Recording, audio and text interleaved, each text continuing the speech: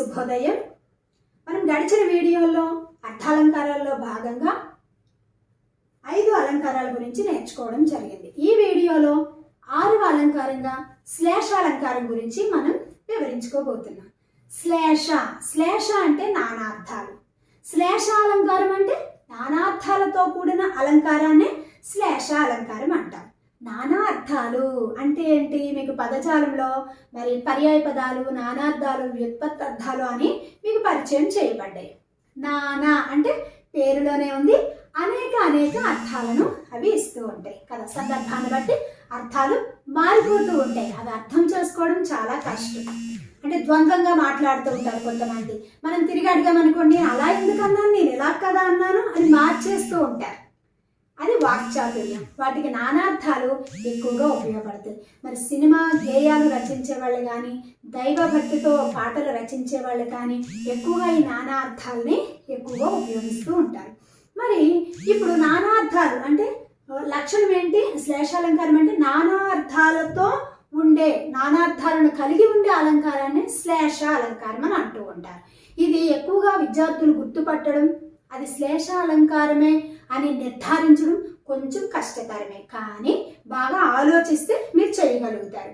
దీనికి ఉదాహరణలు మనం చూడండి. సమన్వయం ఉదాహరణ చూసినప్పుడు మానవ జీవితం సుకుమారం అన్నాం. మానవ జీవితం సుకుమారం, అది ఇలా చూసినప్పుడు అందులో 2 అర్థాలు ఏమున్నాయో మనం త్వరగా కనిపెట్టలేము. ఒకవేళ బాగా ఆలోచించామనుకోండి, చూడండి దాని సమన్వయం మనం చేసినప్పుడు మానవ అనే పదాన్ని మనం చెప్తే మానవుల యొక్క, మానవ అంటే మానవుల యొక్క, మరి మా తర్వాత కొంచెం మనం గ్యాప్ ఇచ్చి నవ అన్నామనుకోండి, మా నవ జీవితం ఎంతో సుకుమారం అన్నామనుకోండి. ఇప్పుడు కొత్తగా వివాహమైన దంపతులు ఉన్నారు, వాళ్ళు ఏం బాబు ఎలా ఉంది మీ జీవితం, కొత్తగా పెళ్ళయింది కదా అని అడిగారు అనుకోండి, మా నవ జీవితం చాలా సుకుమారంగా ఉంది. అంటే ఏంటి? మా అంటే మా యొక్క, నవ అంటే కొత్త, అంటే మా కొత్త దాంపత్యం లేదంటే కొత్త జీవితం చాలా సుకుమారంగా ఉందండి అని సమాధానం చెప్పిన అర్థాన్ని మనకి ఇక్కడ స్ఫురిస్తూ ఉంది.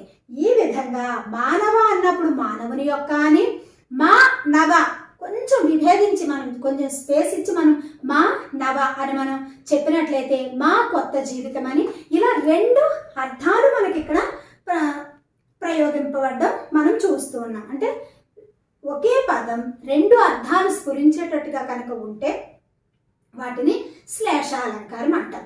ఇప్పుడు మరిన్ని ఉదాహరణలు మనం చూద్దాం. చూడండి. రాజు కువలయానందకరుడు. రాజు కువలయానందకరుడు అన్నాం. అంటే రాజు అన్నప్పుడు నానార్థాలు మనం చూస్తే ప్రభువు, ఇంద్రుడు అనే 2 పేర్లు ఉన్నాయి. రాజుకి నానార్థం. మరి రాజు అంటే భూమండలానికి, కువలయం అంటే ఆనందకరం, రాజు భూమిని పరిపాలించడానికి ఆనందకరం. మరి చంద్రుడు రాజు, చంద్రుడు కూడా రాజుకి నానార్థం. చంద్రుడు కలువలకు ఆనందకరం, కలువలను ఆనందింపచేసేవాడు చంద్రుడు. భూమి మీద ఉన్న ప్రజలను ఆనందింపచేసేవాడు రాజు. మరి ఇక్కడ చూసారా, రాజు కువలయానందకరుడు.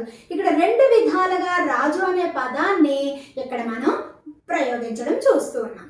ఇలా నానార్థం. పార్వతీ పరమేశ్వరులను మ్రొక్కెదన్. పార్వతీ పరమేశ్వరులను మ్రొక్కెదన్.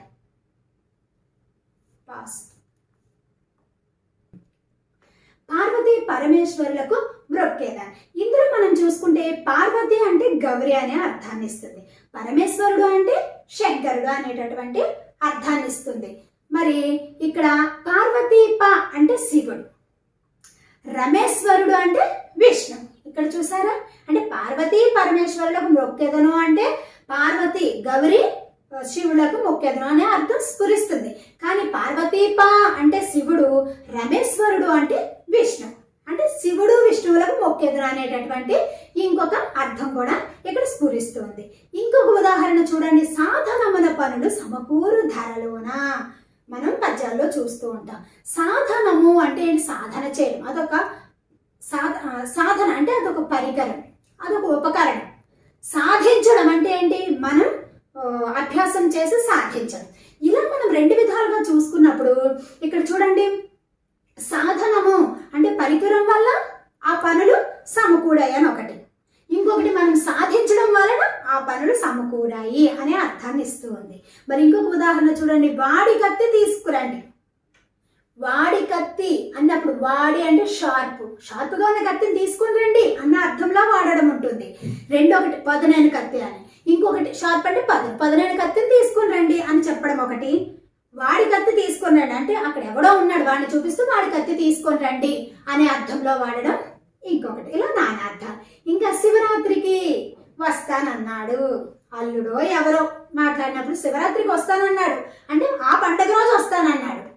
ఇంకొకటి శివ రాత్రికి వస్తానన్నాడు అంటే శివ అనే వ్యక్తి రాత్రికి వస్తానన్నాడు అనే అర్థంలో కూడా మనం వాడచ్చు. చూసారా, ఈ విధంగా ఒకే సెంటెన్స్ నానార్థాలతో వాడితే ఈ విధంగా శ్లేషాలంకారం.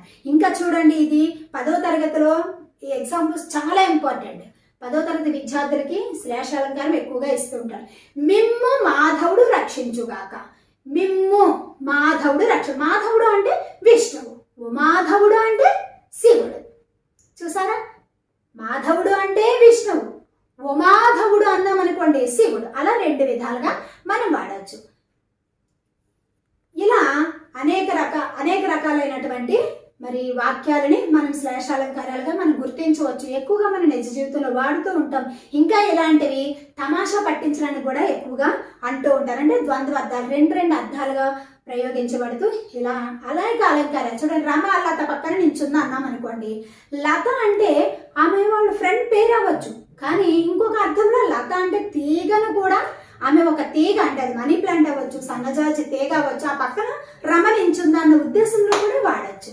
మా విడాకులు ఇప్పించండి, మా విడాకులు అంటే డివోర్స్, ఇప్పించండి అని అడిగినట్లు. మాని కొంచెం దూరంలో పెట్టి విడాకులు ఇప్పించండి అంటే డివోర్స్. మా విడాకులు ఇప్పించండి అన్నామనుకోండి, తోరణాలు కట్టడానికి మామిడాకుల్లాగా అర్థం వస్తూ ఉంటుంది. ఇలాంటి ఉదాహరణలు అనేకం మీరు వెతికి శ్లేషాలంకారానికి సూట్ అయ్యేటటువంటి వాక్యాలను మీరు గుర్తుపట్టండి, అభ్యాసం చేయండి, సొంతగా రాయండి, వేరే పుస్తకాల్లో వెతికి మీరు కూడా మీ పుస్తకంలో రాయడానికి ప్రయత్నం చేయండి.